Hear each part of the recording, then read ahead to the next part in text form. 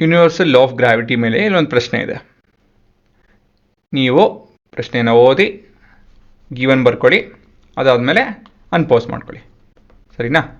ಪ್ರಶ್ನೆ ಓದಿ ಗಿವನ್ ಬರೀರಿ, ಆಮೇಲೆ ಅನ್ಪೋಸ್ ಮಾಡಿ.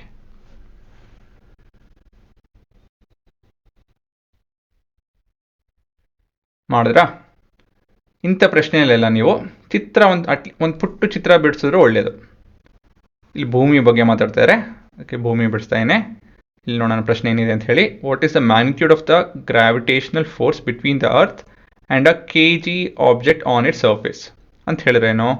ಭೂಮಿ ಇದೆ, ಭೂಮಿ ಮೇಲೆ 1 kg ತೂಕ ಇರುವಂಥದ್ದು ಒಂದು ವಸ್ತು ಇದೆ. ಸರಿನಾ? ಇನ್ನೇನು ಗಿವನ್ನು? Mass of the earth, mass of the object ಬರ್ಕೊಂತ ಇದ್ದೀನಿ ಮೊದಲು. 1 kg mass of the earth is 6 × 10⁻24 kg. ಮತ್ತು ಮುಂದೆ ಇನ್ನೇನು ಬೇಕು? ಯಾವ ಫಾರ್ಮುಲಾ ಉಪಯೋಗಿಸ್ಬೇಕು ಇಲ್ಲಿ? ನಾನು ಮೊದಲೇ ಹೇಳಿದೆ, we have to make use of universal law of gravity. As per universal law of gravity ಏನು ಹೇಳುತ್ತದೋ ನಮ್ಮ ಫಾರ್ಮುಲಾ ಕೊಡುತ್ತೆ. F = G × small m capital M/d². ಹಾಂ, ಡಿ ಗೊತ್ತಿಲ್ಲ ನಮಗೆ. ಡಿ ಏನು ಹುಡುಗ್ರ? ಡಿ ಅಂತ ಹೇಳಿದ್ರೆ distance from the centre of the object to the centre of the earth and the object. ಈ ಡಿಸ್ಟೆನ್ಸ್ ಗೊತ್ತಿರಬೇಕು. ಈ ಡಿಸ್ಟೆನ್ಸ್ ಎಷ್ಟಿದೆ? O to A ಏನಿರ್ಬೋದು ಹೇಳಿ ನೋಡೋಣ. ಇದು ಹೇಗೆ ಕಾಣ್ತಾ ಇದೆ ಹುಡುಗರ? ಇದು this is a sphere. Actually ನೋಡೋದಕ್ಕೆ ಸರ್ಕಲ್ ಥರ ಕಾಣ್ತಾ ಇದೆ. ಅವಾಗ OA ಏನಾಗುತ್ತೆ? OA is your radius. Radius of the ಏನಿದು? ರೇಡಿಯಸ್ ಆಫ್ ದ ಅರ್ತ್ ಇದು. So radius of the earth ಕೊಟ್ಟಿದೆ ನೋಡಿ ಇಲ್ಲಿ, 6.4 × 10⁻6 ಮೀಟರ್. SI ಯೂನಿಟ್ ಎಲ್ಲ ಸರಿ ಇದೆ. ಸೊ ಏನು ಕನ್ವರ್ಷನ್ ಇಲ್ಲ, ಇನ್ನೇನಿದ್ರು direct substitution. So we have F = 6.673 × 10⁻11 into 1 into 6 × 10⁻24. ಇದು ಪೂರ್ತಿ divided by 6.4 × 10⁻6 the whole square.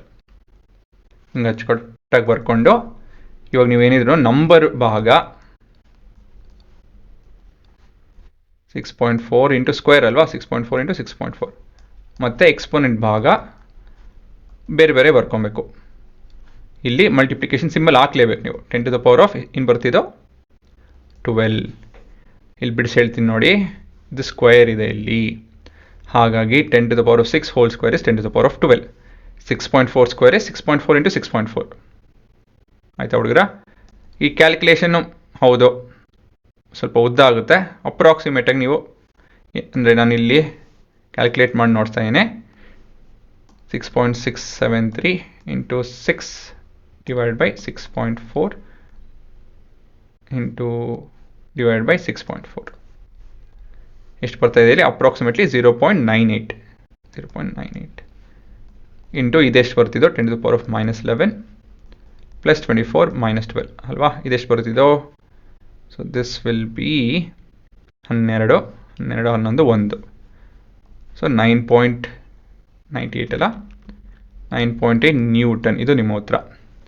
ಇವಾಗ ಕ್ಯಾಲ್ಕುಲೇಷನ್ನು ನೀವು ಅಪ್ರಾಕ್ಸಿಮೇಟ್ ಮಾಡಿ ಮಾಡಬೇಕಾಗುತ್ತೆ. ಸರಿನಾ? 6.673ನ ನೀವು 6.7 ಅಂತ ತೊಗೊಂಡು ಮಾಡ್ಬೋದು. ಇದು ಬೇಕಾದ್ರೆ ಕಟ್ ಮಾಡಿಕೊಂಡು ಇದನ್ನು ಡಿವೈಡ್ ಮಾಡ್ಕೊಬೋದು ನೀವು. ಅವಾಗ ಈ ವ್ಯಾಲ್ಯೂ ಬರುತ್ತೆ. ಇಲ್ಲ ನಿಮ್ಗೆ ಅಷ್ಟೊಂದು ಬೇಡ ಅಂತ ಹೇಳಿದ್ರೆ ಇದೆಲ್ಲ ಕ್ಯಾನ್ಸಲ್ ಮಾಡಿ 10 ಅಂತಲೂ 1 ಅಂತ ಬರ್ಕೊಬೋದು. ಇದು ಕಟ್ ಮಾಡಿ, ಇದು ಕಟ್ ಮಾಡಿ, 1 ಕಟ್ ಮಾಡಿ ಮತ್ತೊಂದನ್ನ ಪಕ್ಕ ಡಿವೈಡ್ ಮಾಡಿ. ಲೈಕ್ 6, 6.4 ದಿಸ್ 2 ಆರ್ ಕ್ಲೋಸರ್ ಅಲ್ವಾ? ಇದನ್ನು ಕಟ್ ಮಾಡ್ಕೊಳ್ಳಿ, ಇದನ್ನು ಡಿವೈಡ್ ಮಾಡಿ. ಈ ರೀತಿಯಲ್ಲಿ ಕ್ಯಾಲ್ಕುಲೇಷನ್ ಮಾಡ್ಕೊಬೇಕು. ಆಯಿತಾ? 6 ಇಲ್ಲಿ ನೋಡ್ತೀನಿ ನೋಡಿ, 6/6.4 3 ಎಲ್ಲಿ ಹೋಗುತ್ತಾ?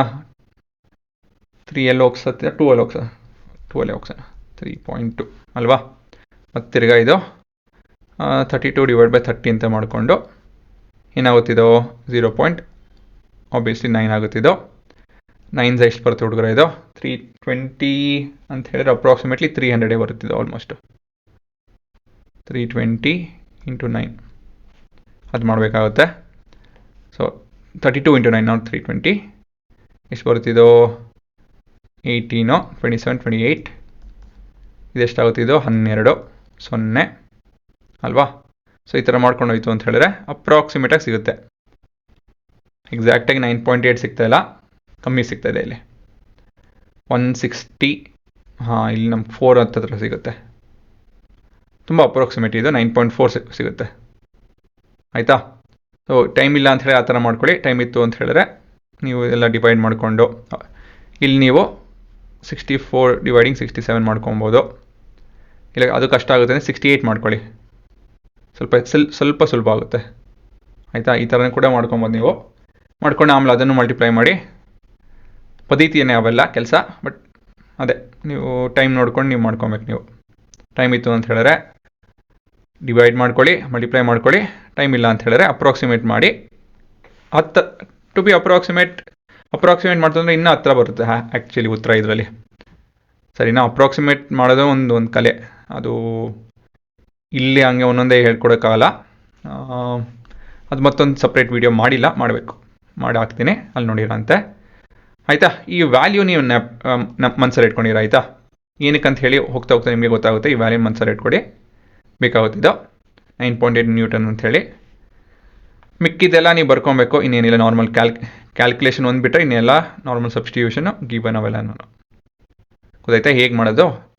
ಯೂನಿವರ್ಸಲ್ ಆಫ್ ಗ್ರಾವಿಟಿಯಿಂದ ಈ ರೀತಿಯಲ್ಲಿ ನೀವು ಒಂದು ಪ್ರಶ್ನೆ ಈ ರೀತಿಯಲ್ಲಿ ಆನ್ಸರ್ ಮಾಡ್ಕೊಬೇಕು.